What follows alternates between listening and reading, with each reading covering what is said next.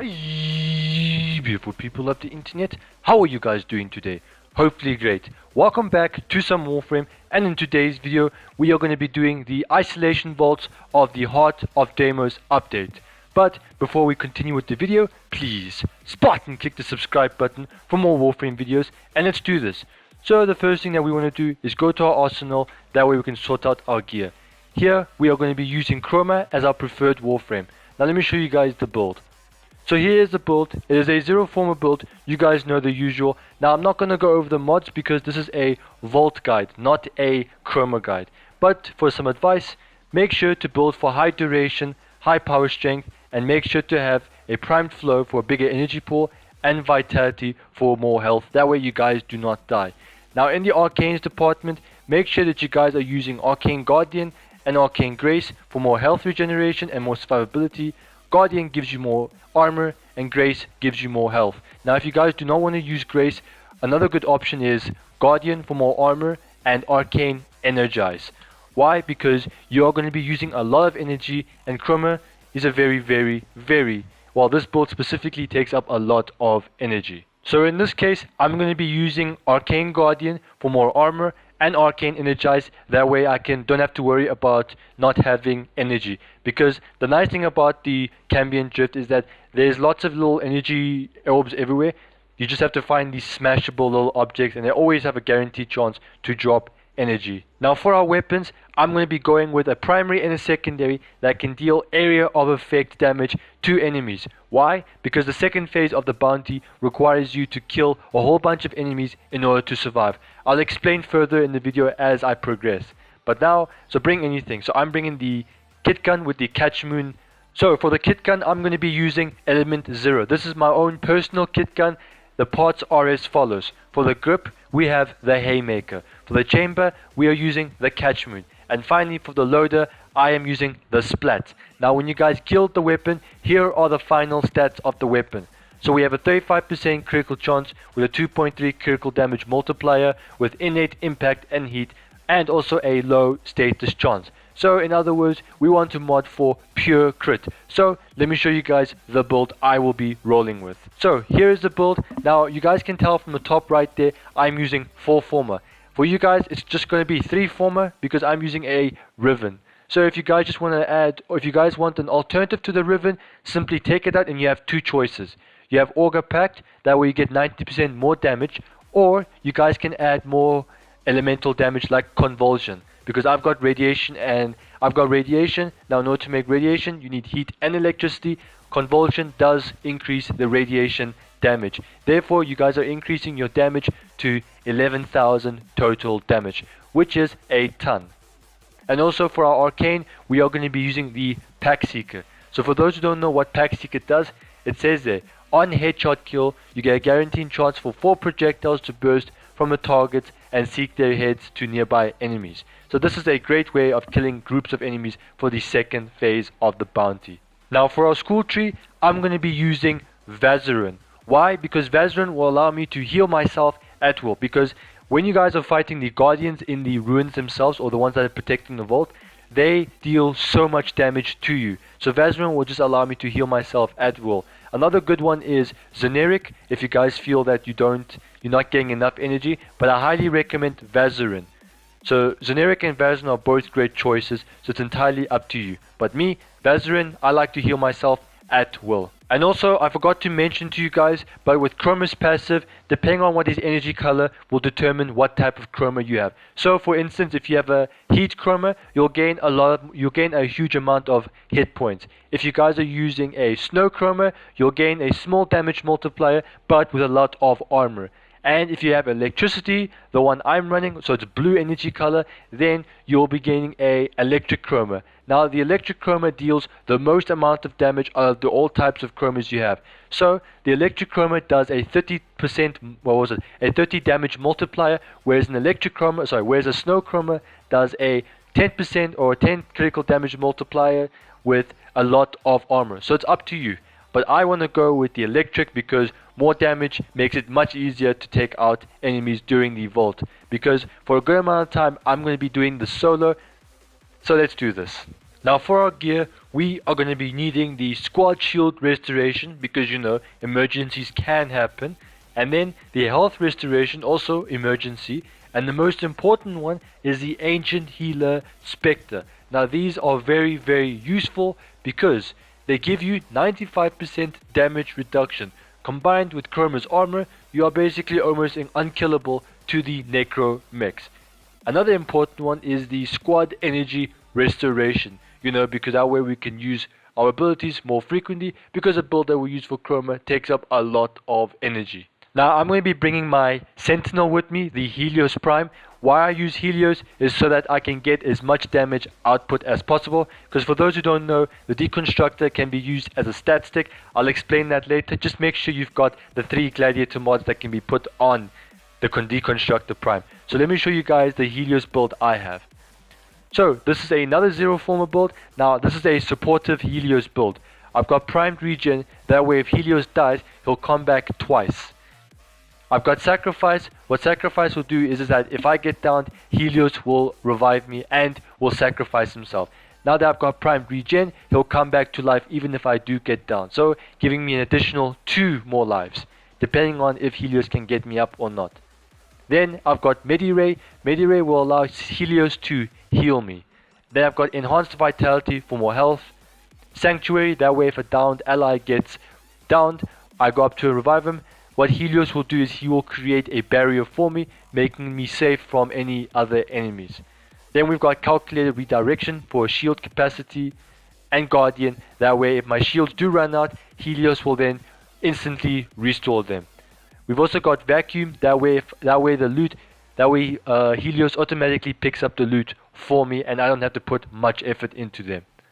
And finally, we've got Investigator, and what Investigator does is that Helios starts scanning everything like crazy, which is very good because then you get to figure out the enemy's weaknesses. So in other words, what element of damage does the best against certain enemies. Now in order to initiate the Isolation Vault bounty itself, we then need to head to a planet called Deimos, that being this planet right here. So click on it. When you guys click on it, you'll then be prompted to a whole bunch of nodes. But the 2 most important ones is Necrolisk, that being the relay, very similar to Fortuna and Cetus. This is the heart of Deimos' relay. And the other one is the Cambium Drift, or the Cambium Drift. I'm sorry if I butchered that name, but that's why I like that name. So there are 2 ways that you guys can go on about this. You can either go to the Necrolisk and then speak to Mother and then start the bounty and then go to the Cambium Drift if you still got some stuff to go do in the relay, or you guys can just go straight into the free roam and wait for the time of day to change and then speak to Mother. It is also worth noting that you guys can only do all 3 tiers of the vault during Vom. In other words, the time of day right there. So as you guys can see, it tells you what time of day is. So currently we're in Foss. So Vom only lasts 50 minutes and we have to clear all 3 tiers if you want, and you have to get all of the loot, which is very time consuming. So if you ask me, the most efficient way to do it is to go straight from your orbiter into the Cambium Drift. So I'll see you guys when Vom is here. So here is the Cambium Drift. Now I'm going to be real quick with you guys because I don't have much time. Here is where you come out of. You'll come out of this tunnel and then you'll have to then speak to Mother. Mother is in this location right here. Now in order to pull your map, you guys then want to hold M and this whole thing will come up. At the bottom right here, it tells you how long until fast is done and until when Vom is going to start. So it tells you the time of day. Now in order to do tier 1, tier 2 and tier 3 vaults, we have to do a few things. Firstly, the tier 1 vault starts here at the Albert's Prospect. I don't know how to pronounce that, but it's not important. Then tier 2, you have to go and speak to Mother at the Abscess location. Speak to her and then you'll do the tier 2 vault. Now when you're doing the tier 2 vault, you'll notice that the level has slightly increased. And finally, in order to do the 3rd level vault, we have to then travel to a place called the Alpex Prospect and then speak to Mother once again. And one clear thing that I want to note to you guys is make sure that you do all 3. Make sure that you guys are doing the isolation vaults when it is Vom. Currently it is Foss. And also you have to get you have to open up the vault every single time, or else you will not be able to do the next tier. Alright, ladies and gentlemen, we are officially in Boom. So time is of the essence. So the first thing we want to do is go up to Mother and interact with her and then pick up the bounty like so. Then this little dialogue will happen. Wait until it's done. But for the time being, see if you can progress just a little bit. That way you guys can just go directly and do everything. So go here, stay in your Arcwing, because what happens is the locations will just randomly generate or change by themselves. Therefore it just tries and wastes your time. As you guys can see, my time was entirely wasted if I had left my Arcwing. So quickly go to the location and collect residue. Now residue are these little orange balls, so go up to them and break them. They'll then drop this little resource. Alright, now that we've picked up enough residue, we then need to head to the bait station. Here we'll obviously create some bait. So go up to the thing and interact with it by pushing X. Here we're required to defend the bait station from the infested for 1 minute and 30 seconds. Once you guys are done defending the bait station, you then have to go up to it and interact with it like so. Then you'll have this funny little item in your left hand. Once you have grabbed the item, head over deeper into the cave. Here you'll be required to throw this item into the door in order to access it. So go up to it, hold down your mouse button or your wheel mouse button until you see an arc. When you see that arc, let go of it. Once you guys have opened up the door, you can now proceed to the second stage of the bounty, and that is a mini survival. Now the way that this works is simple. You basically have to keep your toxicity levels below 100%. In order to do so, go and kill infested in a fast manner. Now throughout the mission, you'll see that specific targets will be marked. You have to prioritize those specific targets because when you kill them, they'll drop an item. You then have to pick up the item, which will severely decrease your toxicity levels. After the survival has been beat, then you can move on to the third and final phase, and that is exploring the Enchanti ruins. Now when you guys get there, take caution. What I recommend you guys do, obviously you're going to be using chroma. Make sure that your number 2 and your number 3 is activated. Once they have been activated, proceed to the Enchanti ruins like so. Here you'll then be fighting a guardian of the vault, or aka a necromech. So when you guys are fighting the necromech, there's one important detail that you guys need to take note of, and that is its reflective barrier. That's right. So now if you guys see the name is all grayed out, that means that the barrier is on and you should not shoot it. In fact, you guys should just stay close to it and wait until the barrier is 100% deactivated, because if you guys shoot it while the barrier is active, then it will reflect your own damage onto you and it will kill you, and in most cases it will one-shot you. And trust me, it gets very, very annoying when it does that. In fact, that barrier will reflect your own damage against you through walls. So when the barrier is down, you then can attack the necromech like so and defeat it without any struggle. Just avoid all the mines and you are golden. Once the necromech is down, make sure to pick up all the parts it has. After the fight, we are given two choices. We can either return to the surface or we can crack open the vault. So here's how to find it. Make sure to follow my exact route for this particular tile set. So keep moving forward and take a left, and as you guys can see ahead of you, there is a golden door. That is the vault. So in order to open up the vault, simply hop into your operator form and shoot that center crystal. Then what will happen is Lloyd will then spawn in. Lloyd will then go to all 4 vault generators and power them. During this time, you need to defend him. Make sure to keep him alive, because if he dies, you will fail the entire bounty and you'll have to redo the whole thing. So make sure to keep him alive. Now let's say that Lloyd is low on health. You guys can heal him by hopping into your operator and start shooting him with void energy. Now it may not show you guys with immediate effect that he's regenerating health, but sometimes he'll instantly get full health and sometimes he'll start regenerating health relatively quick. Once Lloyd has finished powering all 4 vaults, he will then return back to the vault that he was originally summoned from, that being this vault right here. Then when you get here, a 4-symbol digital pattern will appear on the door. Now normally you're supposed to memorize this, but ladies and gentlemen, we play this game smart, not hard. So what I did was, I just took my phone out and took a picture of the symbols. That way I don't have to have any trouble opening up the vault. Now that we have the correct combination for the vault itself, it is now time to enter it.